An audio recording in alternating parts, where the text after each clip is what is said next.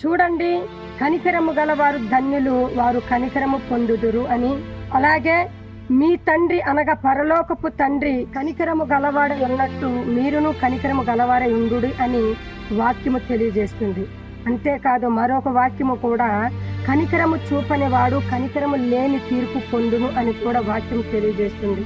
అవును ప్రియమైన దేవుని బిడ్డలారా, ఎదుటి వారి స్థితి ఎలా ఉన్నప్పటికీ కూడా మన ప్రభువు కనికరము గలవాడు గనుక వారి ఎడల మనము కనికరము, జాలి, ప్రేమ చూపగలిగితే మన మీద కూడా వారికి కనికరము, ప్రేమ, జాలి కలుగుతుంది.